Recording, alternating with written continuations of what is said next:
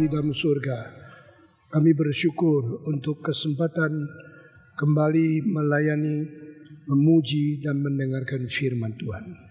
Kiranya Roh-Mu yang kudus pimpin kami, siapkan hati kami untuk menerima kebenaran dari surga, dan beri kekuatan kepada kami untuk mengerti dan menerapkan di dalam hidup kami masing-masing. Pakailah hamba-Mu yang hina ini, dalam nama Yesus Kristus, penebus dan juru selamat kami yang hidup, kami sudah berdoa. Amin. Mari kita bersama-sama membaca kitab suci dari Injil Matius pasal ke-5. Injil Matius pasal ke-5, kita membaca dari ayat yang ke-43 sampai akhir. Kita mendapatkan dan membaca bergiliran. Saya yang jangkal, saudara yang genap. Kamu telah mendengar firman, kasihilah sesamamu manusia dan bencilah musuhmu. Tetapi aku berkata kepadamu, kasihilah musuhmu dan berdoalah bagi mereka yang menganiaya kamu. Karena dengan demikian kamu menjadi anak-anak Bapamu yang di surga, yang menerbitkan matahari bagi orang yang jahat dan orang yang baik, dan menurunkan hujan bagi orang yang benar dan orang yang tidak benar. 46. Apabila kamu mengasihi orang yang mengasihi kamu, apakah upamu?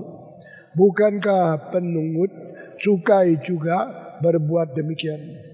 Dan apabila kamu hanya memberi salam kepada saudara-saudaramu saja, apakah lebihnya daripada perbuatan orang lain? Bukankah orang-orang tidak mengenal Allah pun berbuat demikian? Semua membaca.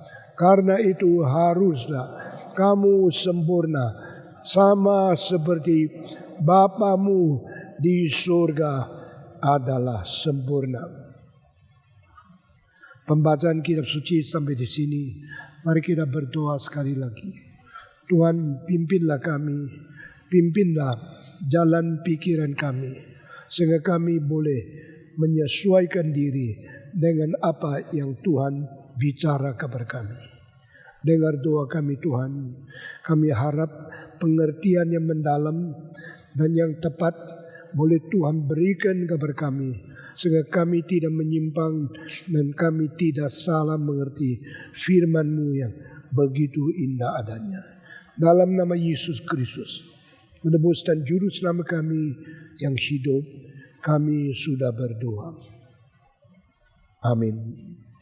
Saudara-saudara, daripada pasal 5, 6, 7 kita mendengar khotbah yang sangat panjang dan yang sangat penting yang diucapkan Yesus sebelum dia melakukan segala yang dijalankan sebagai Mesias. Yesus mengumpulkan orang yang berada di bukit.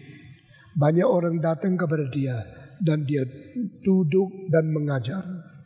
Ini pertama kali khotbah dengan duduk. Yesus selalu berteriak, berkhotbah dengan berdiri. Mengapa kali ini duduk? Karena dia sedang memakai status raja kerajaan, memberikan pertuturan dan perintah kepada umatnya. Saudara-saudara, dari orang yang dipilih, murid 12, dan kaum yang mengikuti dia, sebagian akan juga dipilih menjadi umat Tuhan di dalam kerajaan Allah. Mereka mulai mendengar apakah syarat menjadi anggota, menjadi warga di dalam kerajaan Allah. Yesus mulai dengan istilah bahagialah. Ini menjadi satu kesamaan dari semua agama. Semua agama memerlukan bahagia. Semua agama menuntut bahagia. Semua agama berdoa dan minta bahagia. Maka Yesus memberikan bahagia, tetapi bahagia yang di dalam unsur kekristenan yang diutarakan oleh Kristus di sini berbeda sekali dengan bahagia di dalam konsep semua agama. Semua agama menganggap manusia itu sudah beres. Tambah lagi bahagia itu akan menjadi lebih berkat, lebih mewah, lebih hidup lancar. Itu bahagia, ada tambahan untuk yang sudah beres ini. Tapi Yesus mengatakan tidak. Bahagia diberikan kepada orang-orang yang sepertinya perlu syarat-syarat tertentu yang tidak dimengerti oleh semua agama yang lain. Berbahagialah orang yang miskin rohaninya. Ini menjadi permulaan. Kalau engkau rasa sudah cukup, tidak usah minta bahagia. Kalau engkau rasa sudah puas, engkau adalah orang di luar bahagia. Dengan merasa diri miskin. Bukan miskin di dalam badan, miskin di dalam roh. Begitu gampang kita merasa roh itu penuh dan sudah cukup. Begitu gampang kita merasa jasmani tidak pernah cukup. Jadi orang yang sudah kaya, tidak ada yang berani mengaku dia kaya. Selalu merasa dia kurang kaya, maka lebih kaya lagi. Itu sebab konglomerat selalu adalah pengemis paling besar di dunia. Pengemis biasa minta 100.000 rupiah sudah cukup. Konglomerat kalau kurang miliar bukan triliun mereka tidak rasa cukup. Bukankah ini menandakan mereka adalah pengemis paling besar? Mereka mintanya ribuan kali lebih banyak dari pengemis biasa. Mereka rasa kurang. Mereka rasa diri miskin. Mereka perlu diberikan uang yang banyak baru bisa hidup di dunia. Itu adalah mental pengemis. Barang siapa yang merasa dirinya cukup, orang itu tidak rasa perlu banyak lagi yang ditambahkan. Barang siapa yang merasa harus banyak baru cukup, itu adalah orang yang mempunyai mental pengemis di dalam rohaninya. Yesus memberikan satu skup dan satu pengertian sama sekali berbeda. Mari kita belajar menjadi orang yang merasa roh kita miskin. Barang siapa yang merasa rohnya miskin, bukan kantong miskin, bukan badan miskin, bukan materi miskin, bukan jasmani yang perlu banyak, tapi roh yang perlu banyak, itu mulai masuk ke dalam wilayah bahagia. Berbahagialah orang yang miskin rohnya, karena mereka adalah yang memiliki kerajaan surga. Dengan demikian langsung membawa kita ke dalam sesuatu kesadaran skup. Dunia ini tidak cukup. Dunia ini bukan yang paling sempurna dan real. Karena manusia hidup di dunia perlu kuasa dan perlu kenikmatan dari kerajaan surga.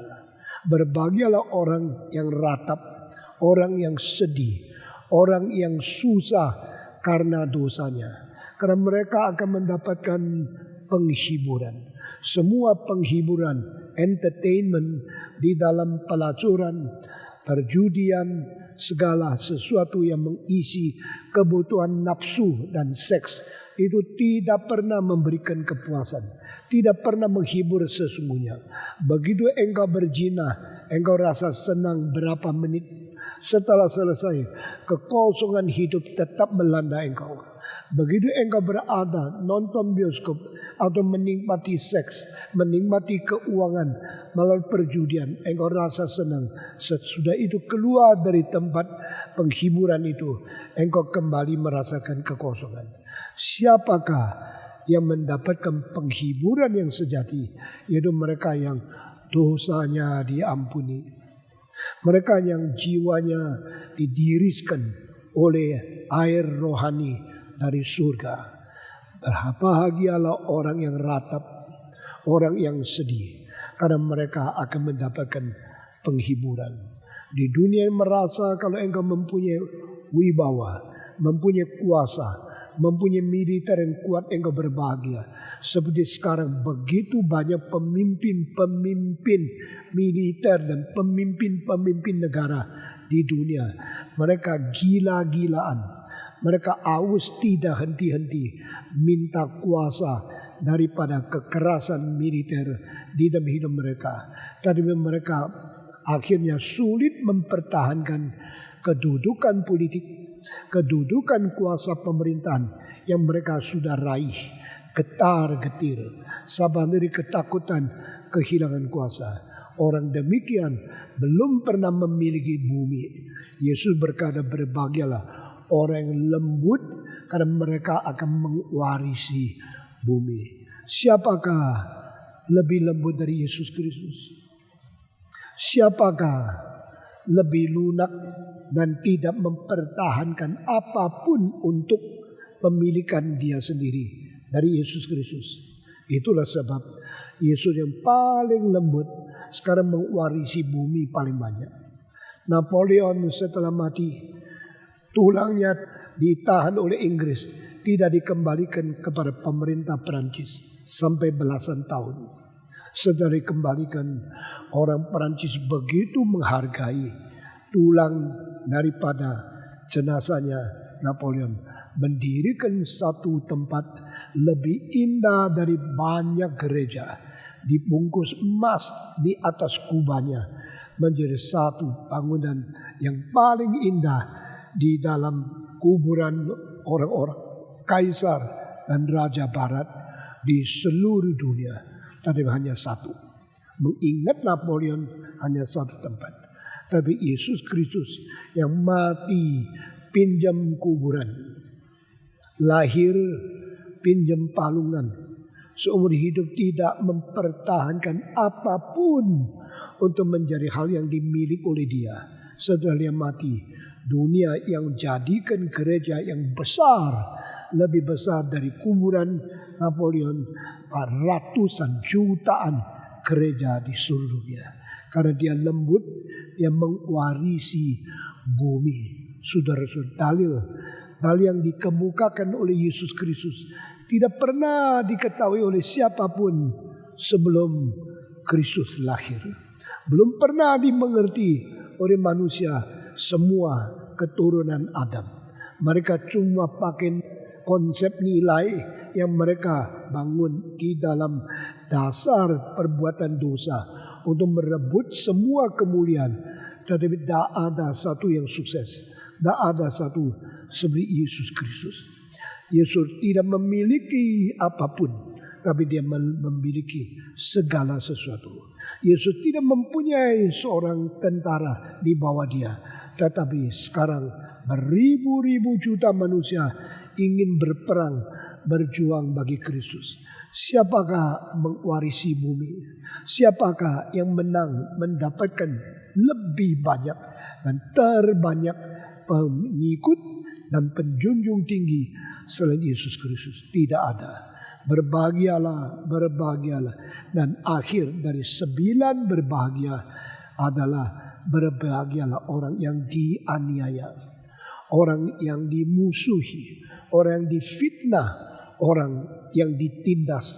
Berbahagialah kamu kalau kamu dianiaya karena kebenaran, karena namaku, karena engkau akan mendapatkan pahala yang besar pada hari kelak.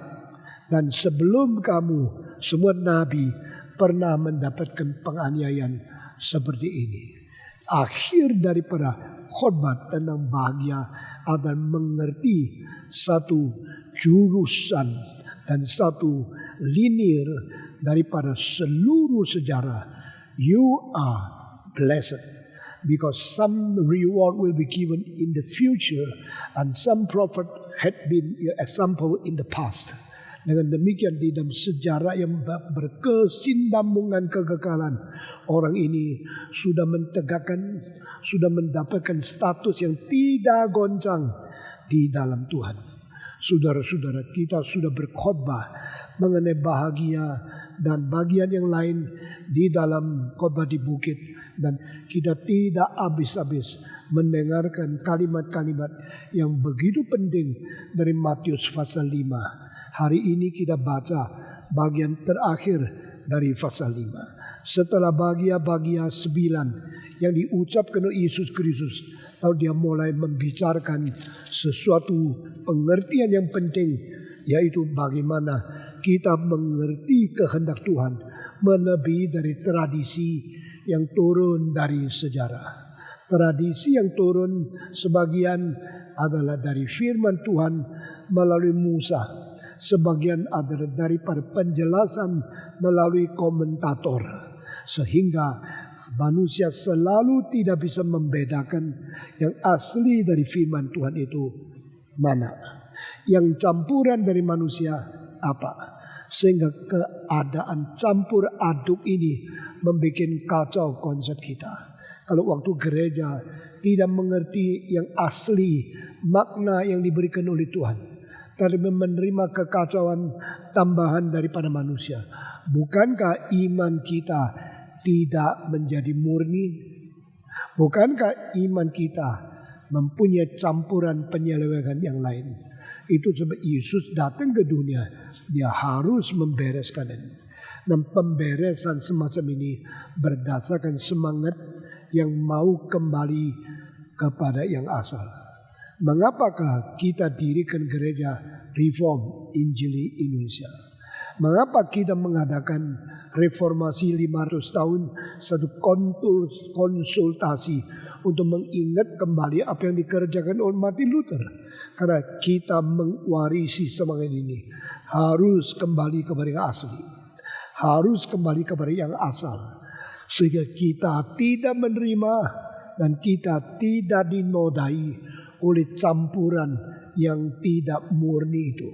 Pada waktu kita mengadakan reformasi 500 tahun, selain kita mengadakan kebaktian untuk 4.200 orang di dalam gedung ini, kita juga pergi mengunjungi 42 kota di luar Jakarta, di luar Pulau Jawa, di luar negeri Indonesia, sampai kita mengunjungi kepada begitu banyak negara di Inggris, di Jerman, di Kanada, di Amerika, di New Zealand, di Australia.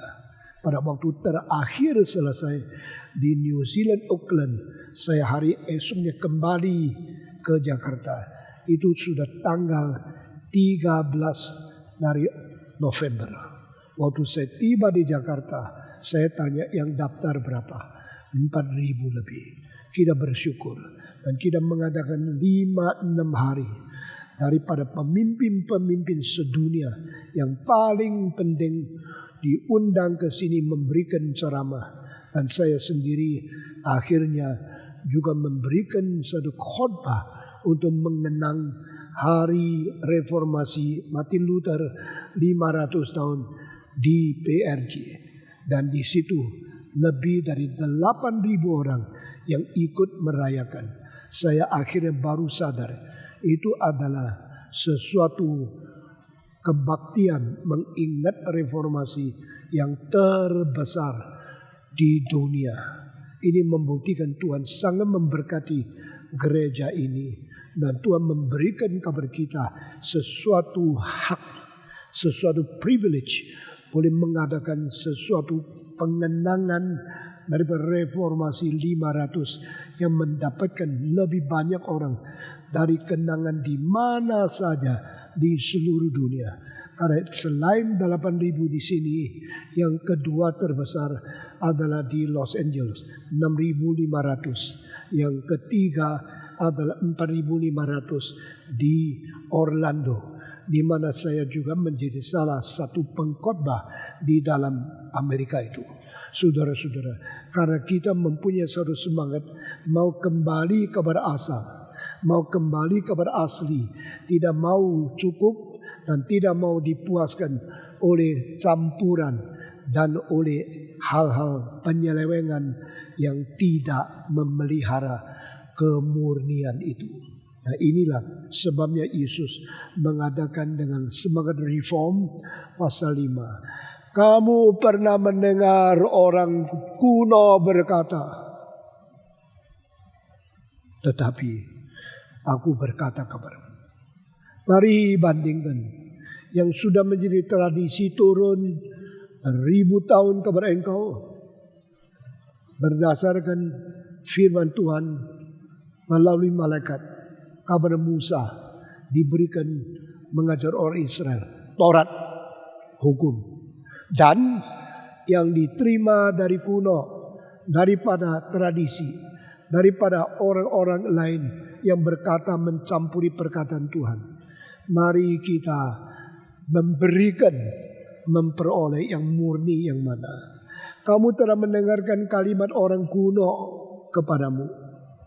Tetapi aku berkata kepadamu, kalimat Yesus Kristus adalah untuk mengkoreksi kesalahan, untuk memurnikan pengajaran, untuk membawa reformasi kepada yang asli itu apa? Saudara-saudara, apakah yang disebut kalimat orang kuno? Apa yang disebut kata-kata yang dibawa turun secara sejarah tradisi kepada kamu? Paling sedikit ada 3 buku di dalam kebudayaan orang Yahudi. Pertama, Mishnah. Kedua, Midrash. Ketiga, Talmud. Orang Kristen sekarang tidak tahu 3 buku ini apa artinya. Tapi kalau engkau cari seorang Yahudi, meskipun abad 21, tanya dia Mishnah, dia tunduk kepala. Midrash, dia mengatakan iya. Talmud, dia menganggap ini penting sekali. Dengan 3 itu mereka baru bisa mentafsirkan kitab suci. Tetapi akibatnya pentafsiran itu menjadi bau Yahudi lebih daripada esensi kitab asli. Itu sebab Yesus bilang tidak bisa. Engkau sudah dengar banyak kalimat orang kuno, engkau sudah menerima banyak tradisi sejarah. Tapi sekarang aku beritahu kepadamu. Bukankah ini seperti sepucuk surat yang sudah 1500 tahun diberikan kepada manusia. Lalu yang menulis surat itu 1500 tahun kemudian sendiri datang mengatakan, coba kasih tahu apa pengertianmu. Oh, kamu sudah terima surat ini. Gini. Yesus bilang tidak. Aslinya bukan itu. Aslinya dengar kalimat saya. Tetapi orang Yahudi, orang Parisi, orang Saduki, orang Israel lebih mementingkan yang mana? Mereka lebih mementingkan tradisi. Mereka tidak pentingkan aslinya apa. Itu sebab Yesus berkata, engkau telah mengganti perintah Allah dengan tradisi-tradisi yang kau terima. Lalu engkau berkata, engkau dengan bibir mendekati aku dan mencium aku, tapi hatimu jauh daripadaku. Kesimpulannya, sia-sialah engkau berbakti kepadaku. Sia-sialah engkau bersembah sujud kepadaku. Saya sangat takut mendengarkan kalimat seperti ini. Jangan-jangan kita mendekati Tuhan, mencium dia, menyayangi dia, tapi hati kita jauh daripada dia. Yesus berkata, no, you should not have done this. This is absolutely wrong. Now listen to my word. Pada waktu Yesus bicarakan tentang dengarlah kataku. Selain engkau sudah menerima perkataan dari orang kuno, tetapi aku berkata kepadamu. Di sini dia memberikan pengkoreksian, dia memberikan kebenaran, dia memberikan arti asli daripada hukum yang diberikan ke orang Israel. Janganlah engkau berzina, itu apa artinya? Janganlah engkau sumpah, itu apa artinya? Jadilah terang di dunia, apa artinya? Jadilah garam di dunia, apa artinya? Semua itu dibereskan oleh Yesus Kristus. Dan terakhir Yesus berkata, jangan sumpah, apa artinya? Dan terakhir yaitu bacaan dari Fatsal 5 ayat 43 sampai ayat terakhir. Di dalam fasa ini Yesus berkata, engkau pernah mendengar orang berkata, cintailah tetanggamu dan musuhilah, bencilah musuhmu. Lalu saya mau tanya, yang terakhir ini dikatakan cintailah tetanggamu, ada tidak di dalam hukum? Ada. Tetapi kalimat selanjutnya, bencilah musuhmu, ada di dalam seluruh hukum Musa? Tidak ada. Allah tidak pernah memerintahkan membenci musuh. Allah tidak pernah mengatakan bencilah musuhmu, selain mengatakan cintalah sesamamu. Di dalam Alkitab, Taurat Musa disimpulkan menjadi hanya 2. Taurat Musa yang disimpulkan menjadi 10 hukum diperkembangkan lagi oleh orang Farisi menjadi 200 lebih. Sesudah itu berkembang lagi. Apakah sebenarnya mereka makin teliti, makin mendetail, akhirnya makin tidak ngerti yang asli itu apa. Kadang-kadang saya memperhatikan khotbah dari para hamba Tuhan di KRI. Mereka sangat-sangat rajin belajar.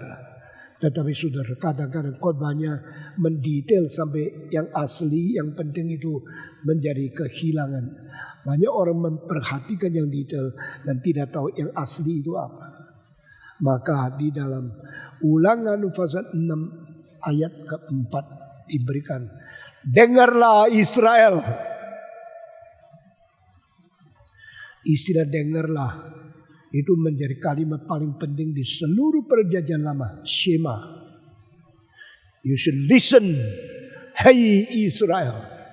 Orang Israel, dengarlah. Allahmu itu adalah Allah yang esa. Allah yang esa. Ini pertama kali dengan satu istilah menyatakan Allah. Bukan anak yang monoisme, Allah yang tunggal, yang mati statis. Allah yang esa. Allah Tritunggal sudah tersimpan di dalam seluruh kitab suci, mulai dari Taurat Musa sampai kepada wahyu yang terakhir itu. Your God is the only God. Waktu only pakai istilah esa yang mutlak sekali. Tetapi esa yang terdiri dari 3. Allah yang esa. Elohim plural. Eloheinu plural. Your God is the only God. Sesudah itu kalimat selanjutnya, cintailah Allah esa itu dengan segenap jiwamu, sebulat hatimu, sepenuh pikiranmu, dan sekuat tenagamu. Inilah perintah pertama. Jadi 10 hukum itu detailnya. 216 dan 513 lebih mendetailnya. Tapi secara konklusi yang paling penting hanya 2. Pertama, love your God, your only God. Cinta Allah. Yang kedua, cintailah tetanggamu. Cintailah sesamamu. Cintailah mereka. Hanya 2 ini. Mencintai Tuhan dan mencintai sesama. Di dalam bagian sini ada 10 pilar yang kita pasang menghadap ke sebelah sana. 10 pilar ini mewakili 10 hukum. Dan saudara membaca di atas ada satu kalimat, kasihilah Allahmu dan sesamamu. Ini adalah 2 perintah menjadi kesimpulan yang paling penting dari perintah 10 hukum. Love your God and love your neighbor. Love your God and love the fellow mankind. Saudara-saudara, di dalam hal ini ada perintah. Di dalam ini ada catat di dalam kitab suci. Tetapi selain cintailah tetanggamu, Tuhan tidak mengatakan bencilah musuhmu. Nah, mengapa timbul kalimat ini? Karena ini adalah satu kesimpulan logika. Kalau kita mempunyai emosi itu mempunyai 2 aspek, cinta dan benci. Tuhan mengajar kita mencinta, mari kita jalankan. Tapi bisakah kita mengekstensi cinta kita sampai menuju kepada bagian yang melawan kita, yang menindas kita, yang menganiaya kita? No. No. It is impossible for us to practice the love into the extended way. Tak mungkin kita memperkembangkan, memperpanjang, mengekstensi daripada cinta kita menuju kepada orang yang melawan kita. Apalagi orang Israel sudah dilawan, dihina, ditindas, dianiaya, dijajah oleh beberapa bangsa yang besar sekali. Ingat, Israel bukan bangsa besar. Di dalam buku Musa Tuhan berkata, hai Israel, kau adalah bangsa yang paling kecil. Kau mengapa saya pilih? Bukan karena kau besar, bukan karena kau jaya, bukan karena kau banyak pendudukmu. Di antara bangsa-bangsa, engkau adalah bangsa yang paling kecil. Aku memilih kamu karena aku mencintai kamu. That is not any qualification from Israel people. There's not any merit because his people. The only thing caused him to be chosen because the love of God intended to choose Israel. Karena Allah mempunyai niat untuk memilih orang Israel. Saudara-saudara, demikian Tuhan berkata kepada seluruh dunia, orang Kristen dipilih karena tidak ada apa-apa, karena lemah, karena bodoh, karena tidak cukup, karena tidak ada syarat apapun yang bikin kita layak dipilih oleh Tuhan. Paulus berkata dia memilih yang bodoh, dia pilih yang lemah. Tetapi dua kalimat itu tidak berhenti di situ. Dia memilih yang bodoh, mempermalukan yang bijak. Dia memilih yang lemah, mempermalukan mereka yang berkuasa. Kalimat ini memberikan kepada kita menerima fakta sudah dipilih. Kita menerima ketidaklayakan karena kita memang tidak seharusnya dipilih. Tapi sesudah kita dipilih sebagai satu fakta, jangan lupa kita dipilih untuk tujuan mempermalukan yang lebih kuasa dari kita, mempermalukan yang lebih bijak dari kita. Di dalam dunia pada waktu Yesus di dunia, saat zaman itu yang paling bijaksana adalah orang Gerika. Maka mereka mempunyai filosofi yang terkenal di seluruh dunia sampai hari ini tidak digugurkan, yaitu Socrates, Plato, dan Aristoteles. Socrates memulai antropologi yang paling tinggi, yaitu nilai hidup manusia.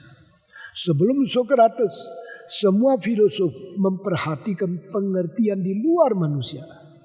Bintang, meteorologi, universal, dunia. Mereka menyelidiki semua pelajaran di luar manusia, tapi mengabaikan dirinya manusia. Sampai Socrates hidup di dunia mengatakan, noti se auton. You should understand yourself. Baru orang-orang Gerika mulai memutarkan arah menyelidiki alam semesta menjadi menyelidiki diri manusia. Maka saya mengatakan the greatest anthropologist in the history of a human being is Socrates. Socrates membawa pengarahan filsafat dari menyelidiki segala sesuatu di luar manusia kembali menyelidiki siapa manusia itu. Lalu kedua adalah Plato, menyelidiki selain manusia alam semesta secara totalitas dan maknanya, sehingga bukan hanya terbatas di dalam dunia ini. Saudara-saudara, Plato mempunyai pengertian begitu hebat dibanding dari semua filosof.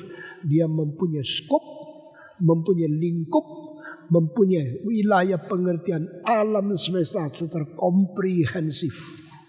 Tak ada orang lebih luas daripada dia. Tidak ada orang lebih tuntas daripada dia pengertiannya. Tetapi saudara-saudara, bukan saja berhenti di sini, masih ada filosof ketiga. Filosof ketiga yaitu muridnya Plato. Sebagaimana Plato muridnya dari Socrates. Dan yang ketiga itu Aristotle. Aristotle bukan saja mementingkan manusia sendiri dan mengerti seluruh alam yang kita hidup di dalamnya. Aristotle memikirkan bagaimana cara yang paling sah untuk mengerti segala kebenaran. Engkau menyelidiki, kau tahu penyelidikanmu itu benar. Kecuali engkau pakai alat yang benar. Saya tidak bisa mengetahui beratnya satu barang berapa besar. Kecuali saya mempunyai timbangan yang valid, timbangan yang bagus. Saya bagaimana mengetahui yang saya pikir itu benar. Kecuali pakai rasio dengan logika dan teori epistemologi yang tepat baru bisa tahu.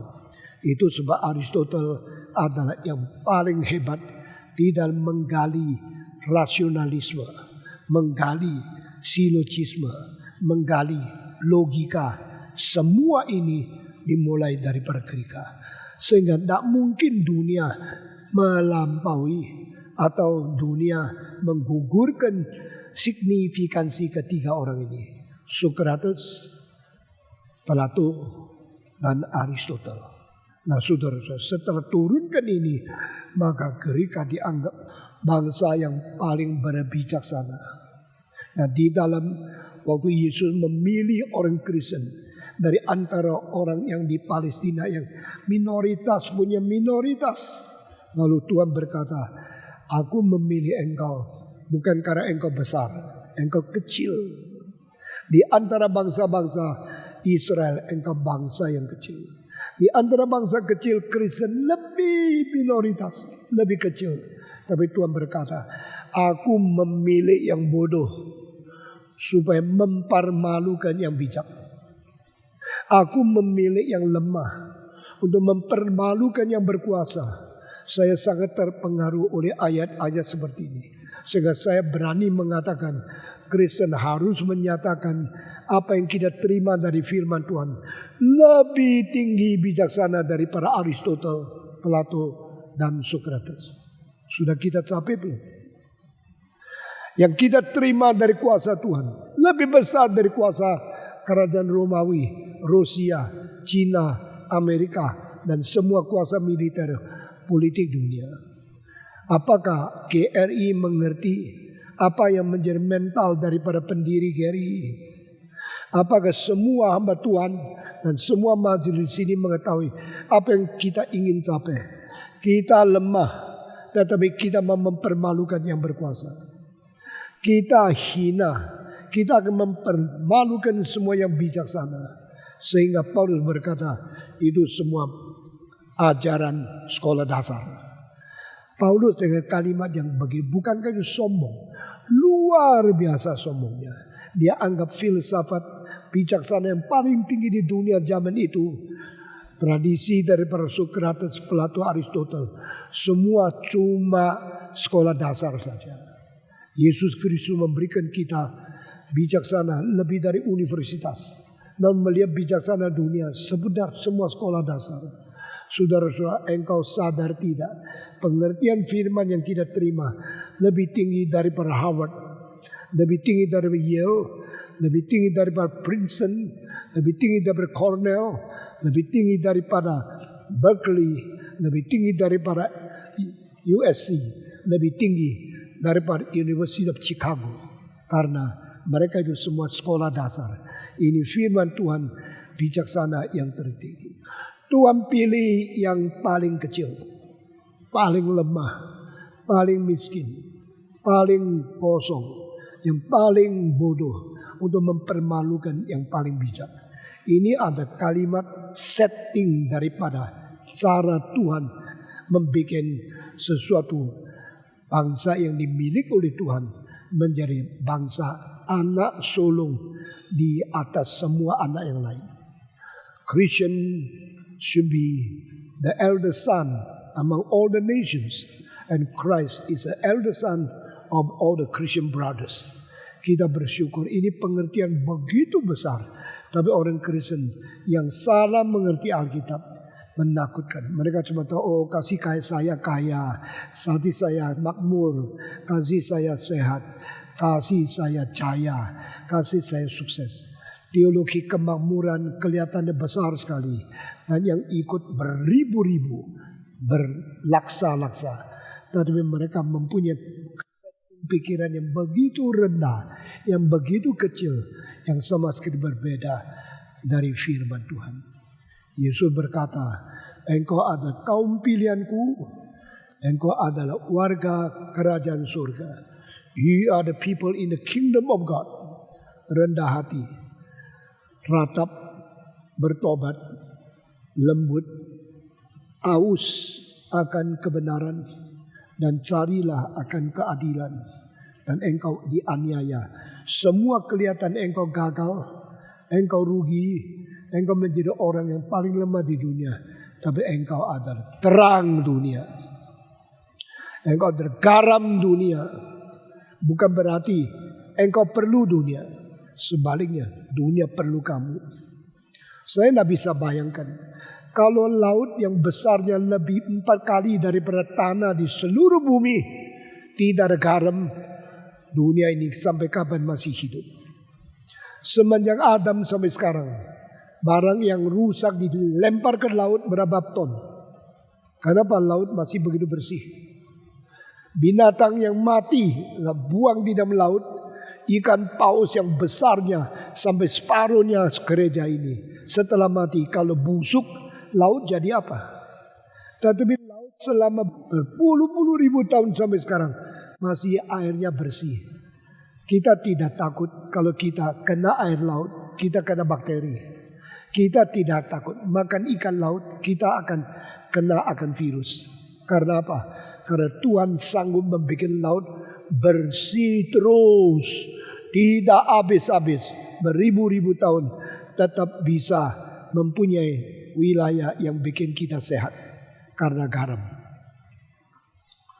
Bukan garam perlu dunia, tetapi dunia perlu garam. Bukan garam perlu laut, laut perlu garam. Itulah pentingnya orang Kristen. He are the soul of the world. Tahu tidak orang dunia perlu Kristen? Tahu tidak masyarakat Indonesia perlu orang Kristen? Tahu tidak dalam pemerintahan di dalam seluruh penduduk 300 juta orang Indonesia perlu orang Kristen, KRII. Kalau engkau sadar tugasmu, kewajibanmu, dan panggilanmu, engkau tidak berani hidup sembarangan. The world need me. The world needs all Christians and need the true reformed Christians. Dunia perlu manusia, sama seperti laut perlu garam, sama seperti lingkungan yang gelap perlu lampu. You are the light of the world. Melalui engkau dunia disinari. Melalui engkau dunia yang gelap melihat satu pengharapan yang baru. Sama seperti kapal yang berjalan di lautan yang gelap sekali, tidak tahu arah. Waktu melihat satu mercusuar, mereka mulai lega. We know where to go, where to sail. Kita harus melayar ke mana, kita harus menuju arah mana, karena adanya mercusuar. Bukan lampu perlu laut, tetapi laut perlu lampu. Bukan garam perlu laut, tapi laut perlu garam. Bukan orang Kristen perlu dunia, tapi dunia perlu Kristen. Lalu orang Kristen boleh miskin, orang Kristen boleh kurang kaya, orang Kristen boleh kurang materi, tapi tidak boleh kurang fungsi garam dan fungsi cahaya. Ini khotbah terlalu penting. Khotbah Yesus, khotbah di bukit menjadi kunci mengerti rahasia hubungan surga dengan dunia. Khotbah di bukit menjadi satu rahasia mengerti tugas Kristen di dalam dunia. Saudara-saudara, dan Yesus Kristus berkata, bagaimana menjadi teladan? Saudara-saudara, di dalam pembunuhan, bagaimana membedakan dirimu dengan orang dunia? Mereka tidak boleh membunuh karena hukum di dalam pemerintah. Engkau tidak boleh menghina saudaramu. Engkau harus mempunyai cinta kasih yang melampaui semua sifat natural yang kau miliki dari tradisi menurut genetika yang diterima dari Adam. Thou shalt not kill. Thou shalt not commit adultery. Di dalam etika yang 6 butir, yaitu ke-5 sampai ke-10, di antara 10 hukum 6 butir, Yesus menyinggung 2 mengenai pembunuhan sama mengenai perzinahan. Saya sudah semua bicara dengan sangat teliti dan sangat tuntas.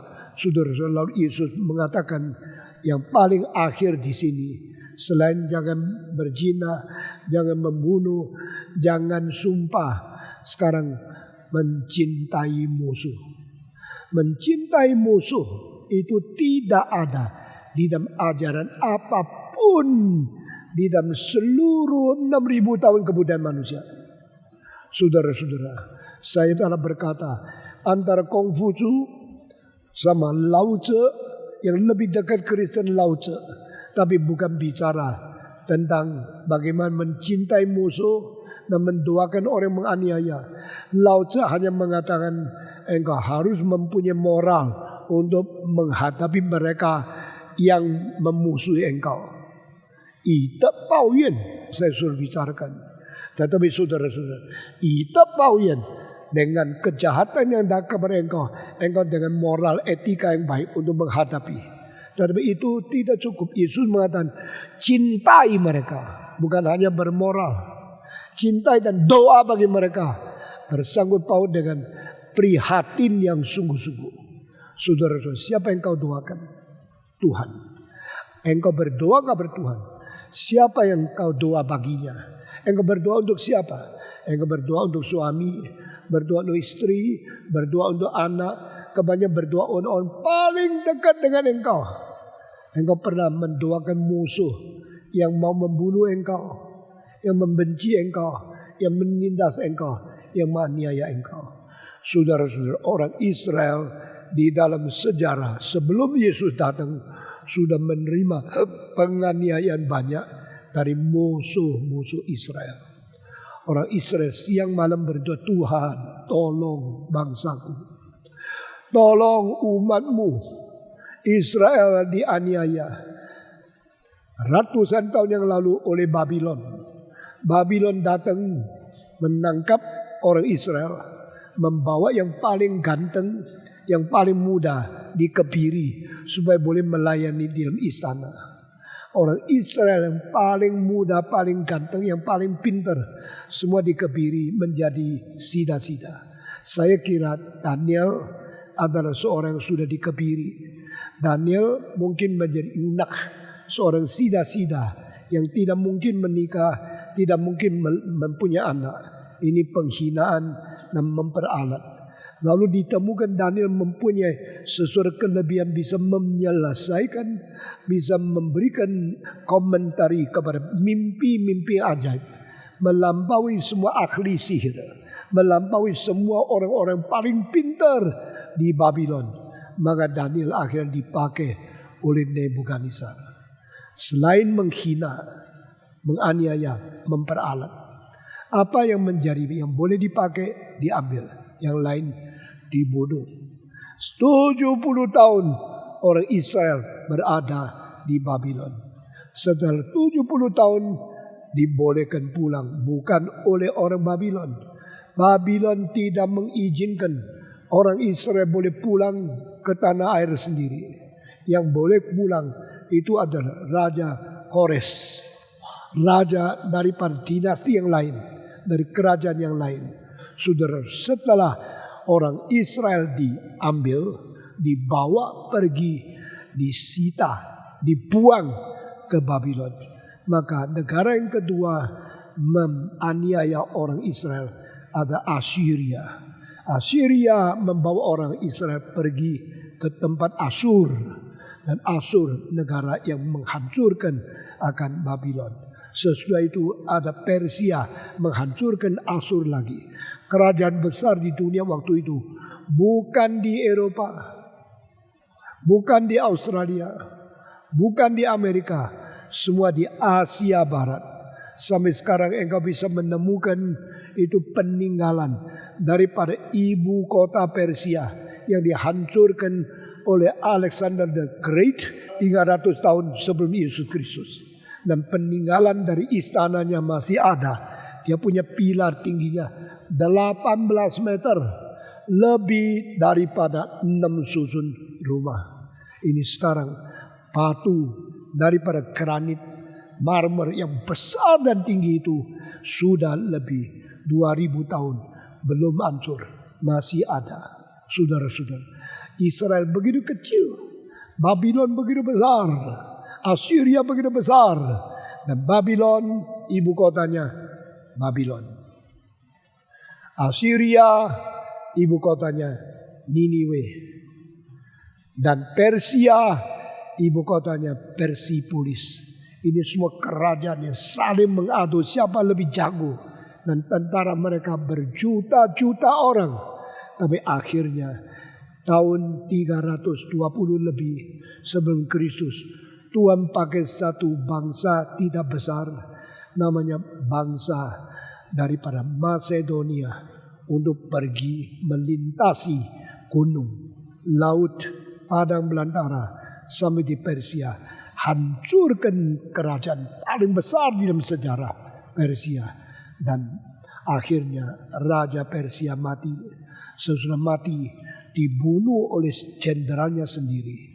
Lalu jenderal itu datang memberitahu kepada Alexander Great, musuhmu sudah mati, saya yang bunuh. Dia kira dengan demikian boleh mendapatkan upah besar, mendapatkan hadiah besar dari para Kaisar Alexander the Great yang hanya umur 30, saudara-saudara. Tetapi kaisar dari orang-orang Masedonia ini tanya kepada dia, sudah mati? Sudah Pak. Ada bukti saya boleh bawa engkau lihat. Dia di sini sudah kena pisau. Siapa yang tusuk? Saya. Kau pesuk dia? Betul. Saya bikin dia mati. Dia kira dapat jasa, dapat upah. Tidak sangka Alexander mengatakan, kau dengan mulutmu mengatakan kau telah membunuh rajamu. Betul? Betul. Kenapa kau bunuh rajamu? Ya sebab supaya dia tidak menjadi lawan kamu, supaya kau boleh menang. Betulkah? Apakah ini salah? Iskandar menjawab, sebelum kau bunuh dia, pernahkah engkau sumpah setia sama dia sebelumnya? Wah cilaka, dia sudah tahu salah jawab. Pernah Pak, saya pernah sumpah setia sama raja. Kamu sudah pernah sumpah setia sama dia, akhirnya kau bunuh dia? Berani itu dari mana? Engkau berani melanggar sumpahmu?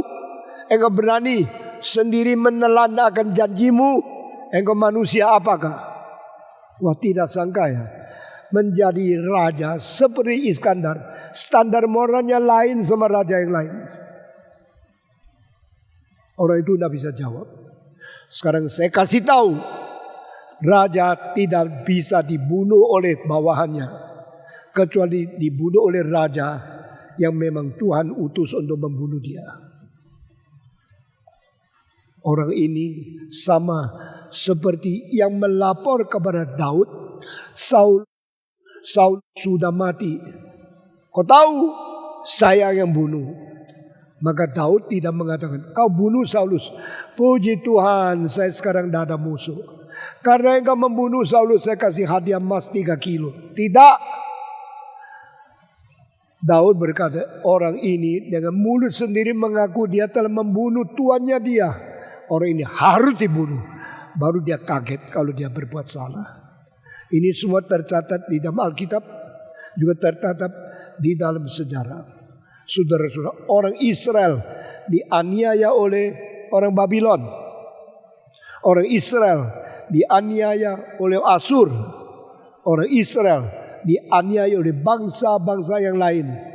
Tetapi saudara-saudara, pada waktu Tuhan mengatakan cintailah musuhmu, Doakan orang dianiaya, mereka tidak bisa terima. Pada zaman ya Yesus Kristus hidup di dalam dunia, masih ada orang yang menganiaya orang Israel. Ada. Siapa? Bukan Asur, bukan Babylon, bukan Persia, tetapi Romawi. Pada waktu setelah itu, maka setelah Iskandar Agung menghancurkan Persia, 100 berapa puluh tahun kemudian orang Gerika menghancurkan orang-orang di Asia Timur. Mereka menghancurkan Persia dan sebagainya. Tapi setelah selesai Gerika menang, Masedonia menjadi kerajaan terbesar di dunia. Waktu Iskandar 12 tahun kemudian meninggal dunia. Dia hanya memerintah 12 tahun. Sesudah itu Romawi 100 tahun lebih menghancurkan Gerika dan Masedonia. Romawi menjadi kerajaan terbesar di dalam dunia. Dan saat Romawi, Israel dijajah. Waktu Israel dijajah oleh Romawi, Yesus lahir di dunia. Dan Yesus mengatakan, cintailah musuhmu. Orang Israel tidak bisa terima. Apa cintai musuh? Romawi begitu keras, begitu biadab, dan begitu brutal. Mereka sampai ingin memasukkan dewa orang Romawi ke dalam bait Allah. Wah, bagi orang-orang Farisi ini kejinya, ini jahatnya luar biasa. Mereka berperang sampai mati, mengalirkan darah tetes terakhir, tidak mau izinkan. Sehingga Romawi akhirnya tidak berani, karena mereka tahu berontakan dari Israel lebih berani dari bangsa apapun. Di mana kerajaan Romawi pergi menjajah, menaklukkan bangsa-bangsa, tidak pernah menemukan pemberontakan yang lebih berani, lebih kejam daripada Israel. Orang Israel tidak mau menyerah. Mereka lebih baik mati bunuh diri daripada menyerah kepada Romawi. Maka Romawi khususnya di dalam masalah Masada. Saudara yang pernah ke Israel, jangan lupa harus pergi ke Masada. Itu tempat di mana fortress atau satu kubu yang terakhir Israel menjaga melawan Romawi. Dan akhirnya Romawi pakai lebih 10 tahun mentempur, mau memusnahkan Masada. Tidak berhasil. Akhirnya mereka bikin mesin yang bisa tinggi melompat,kan batu besar ke atas gunung untuk melawan Israel. Tetap tidak jadi. Dan akhirnya mereka pakai segala cara naik ke Masada. Dan mereka kira mereka menang. Mereka kira Israel akan menyerah, tunduk di bawah kaki mereka. Waktu mereka sampai di atas Masada bersorak, kita menang, Romawi menang. Itu kira-kira 73 tahun sebelum Masehi. Lalu mereka tidak ada orang Israel. Di atas gunung tidak ada orang Israel satupun. Pada waktu orang Israel lagi bangga di atas, mereka dari gunung lihat ke bawah. Romawi berani ke sini, coba. Mereka pada waktu Romawi sudah kering, tidak ada minuman. Mereka dalam keadaan yang begitu aus. Orang Israel memperas bajunya dengan air yang berkilo-kilo tetes ke bawah, mengiming-imingi mereka. Karena orang Israel di Masada, di dalam gunung ada gua yang keluar air dari atas gunung terus-menerus. Jadi pada waktu orang ini Masada, ini tinggi sekali. Manusia mau naik tidak bisa, mau perang tidak bisa. Dan dari situ dia memeras baju yang baru dicuci dengan kilo-kilo air turun. Bikin orang Romawi itu kepingin minum tapi tidak bisa. Pada waktu mereka sudah naik ke situ, dia cari seluruh Masada, tidak menemukan satu orang Israel. Mereka tanya di mana ya? Akhirnya menemukan ada sekelompok mayat. Semua tumbuh di situ. Ada seorang anak kecil berkata, mereka sudah bunuh diri semua. Berapa orang? 970 lebih. Lalu dihitung mayatnya 900 mayat. Semua mati karena tusuk sendiri. Darah mengalir, membuat tanah itu menjadi merah. Dan yang mati semua tidak berbicara. Kenapa mereka bunuh diri? Anak itu mengatakan, mereka lebih baik mati daripada menyerahkan diri.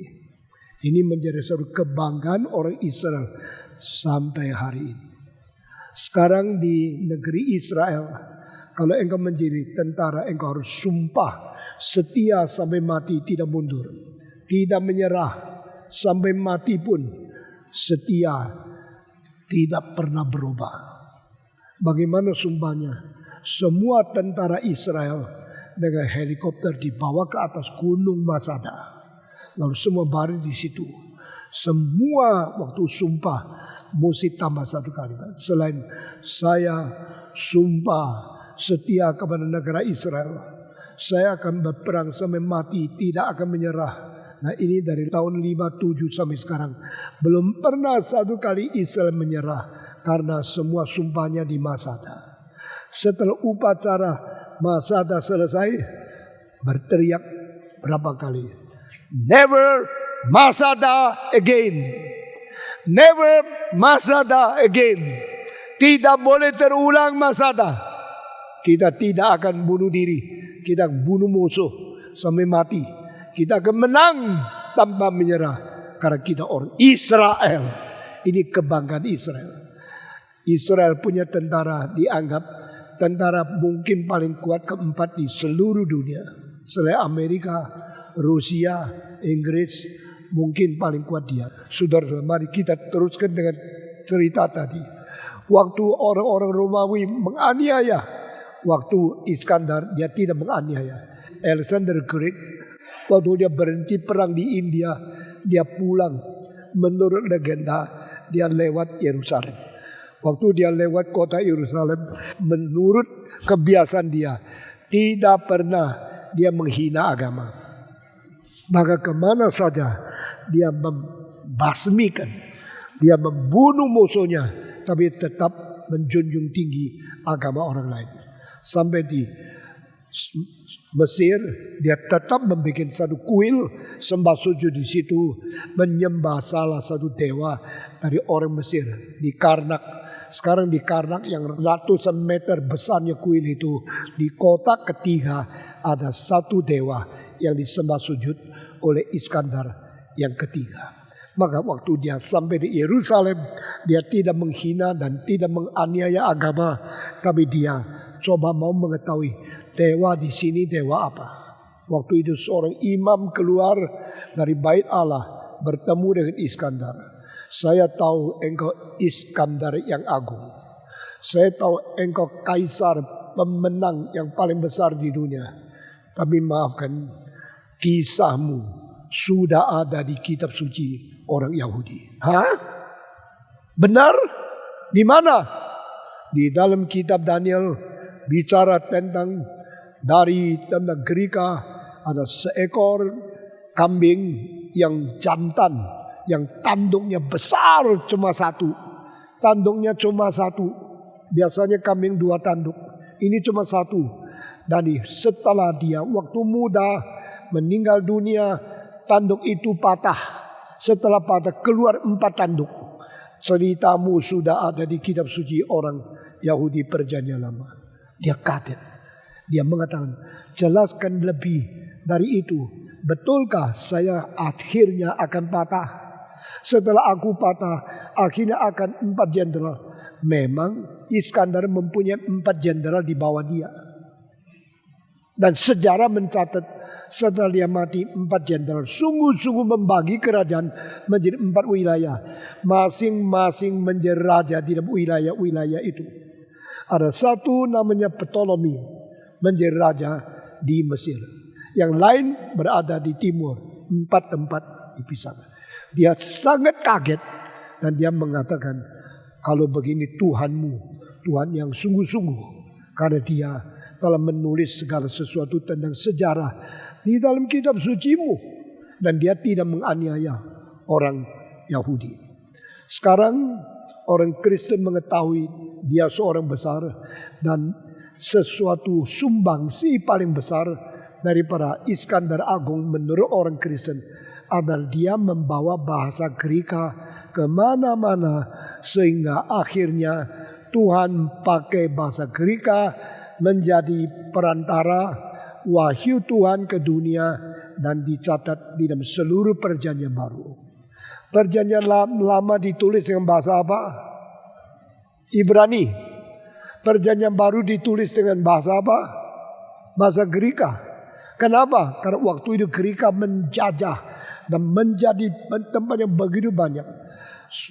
Iskandar yang agung tidak pernah menghina bangsa yang lain. Dia tidak pernah menganiaya agama. Dia menganiaya musuh politik dan dia menghargai semua manusia. Waktu dia menikah dengan Roxan, yaitu anaknya raja yang dibunuh oleh jenderal tadi, yaitu raja dari Persia. Dan dia dianggap, kenapa menikah sama orang timur? Orang timur orang rendah. Karena mereka tidak mengerti filsafat, tidak mempunyai bijaksana Greka. Maka ini orang barbar. Mengapa nikah sama dia? Dia marah. Dia berkata, jangan kira orang Greka satu-satunya bangsa yang berkebudayaan. Saya percaya Persia ada kebudayaan tinggi, India ada kebudayaan tinggi. Kita belum pelajari. Jangan kita menghina. Nah, saudara-saudara, dia di dalam hal ini dia akhirnya melawan guru besarnya Aristoteles. Karena guru Aristoteles mengaku hanya Greka yang berkebudayaan tinggi. Di timur semua bangsa tidak mempunyai kebudayaan. Dia tidak peduli dan dia tidak menganiaya. Nah, saudara-saudara, maka Macedonia tidak menganiaya orang Yahudi, tetapi Romawi menganiaya. Setelah Macedonia dihancurkan oleh kerajaan Romawi, Romawi mendapatkan wilayah tanah mereka, dan mereka menjajah pikiran Romawi. Segala terbalik. Sesudah itu Romawi menjadi musuh terbesar orang Israel. Nah, di dalam zaman inilah Yesus mengatakan kalimat ini. Engkau pernah dengar orang kuno berkata, cintailah sesamamu. Yahudi bisa mencintai sesama? Bisa. Bisa mencintai keturunan yang kurang darah murni? Tidak bisa. Orang Yahudi hanya cinta orang Yahudi. Orang Yahudi tidak cinta orang Samaria. Karena Yahudi dibawa pergi ke Babilonia 70 tahun kembali tetap Yahudi.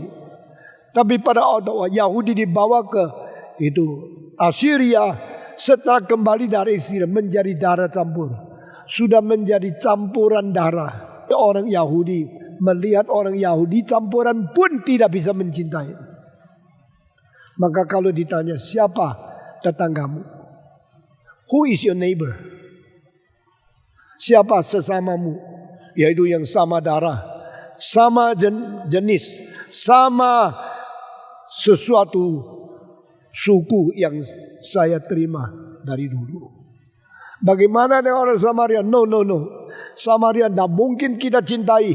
Orang Yahudi memusuhi orang Samaria karena darahnya sudah tidak murni. Yahudi begitu sempit hatinya. Saudara-saudara, dan di dalam zaman seperti ini mereka menganggap musuh terbesar adalah Romawi. Yang lain adalah campur darah. Kita tidak bisa mencintai, hanya mencintai tetangga yang sama. Itu sebab saudara lihat di dalam perjanjian baru, di dalam pasal ke-10 daripada Kisah Para Rasul, Tuhan berkata, pergilah ke rumah Cornelius, khotbah kepada orang kafir di situ. Petrus tidak mau. Padahal Petrus sudah tahu di dalam amanat agung, pergi ke segala bangsa jadi murid, mereka muridku. Tapi Petrus yang sudah dengar khotbah, sudah mengetahui kehendak Allah, tidak mau menjalankan. Karena apa? Karena terpaku, terkurung di dalam konsep hanya mencintai sesama, tidak bisa mencintai bangsa lain, apalagi mencintai musuh. Maka di dalam pasal 5 ayat-ayat terakhir, Yesus mengatakan, engkau pernah mendengar orang kuno berkata, harus engkau mencintai sesamamu dan membenci akan musuhmu. Tapi aku berkata, cintailah musuhmu, doakan mereka yang menganiaya engkau.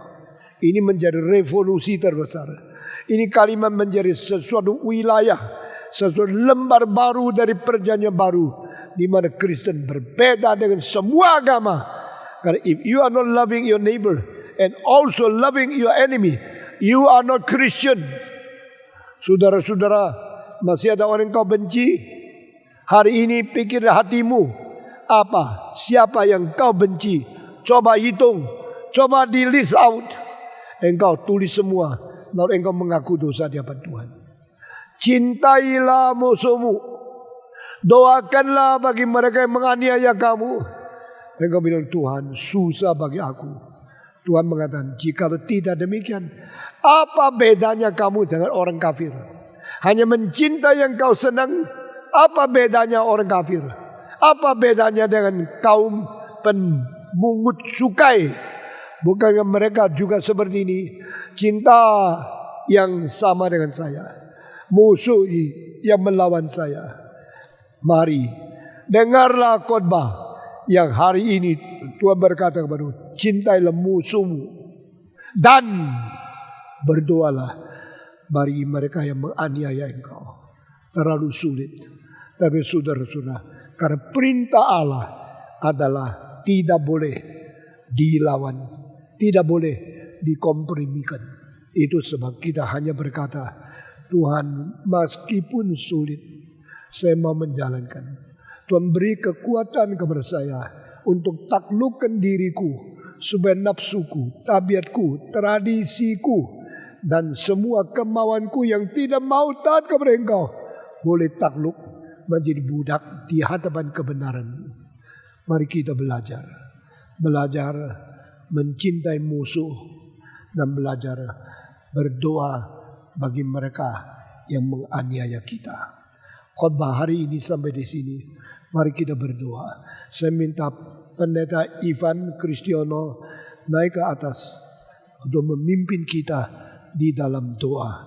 Kita berdoa berdiri. Bapa di dalam surga, kami mohon kekuatan untuk boleh melakukan apa yang diperintahkan oleh Kristus. Kami berdoa supaya diberikan kekuatan untuk boleh mengasihi musuh kami dan berdoa bagi orang-orang yang membenci kami. Kami tahu ya Tuhan bahwa kami tidak memiliki kekuatan dan memiliki kapasitas untuk melakukan hal itu. Tetapi kami percaya bahwa Roh Tuhan yang ada di dalam hati akan terus menambahkan cinta kasih-Mu di dalam hati kami, sehingga kami boleh menjalankan kehendak-Mu.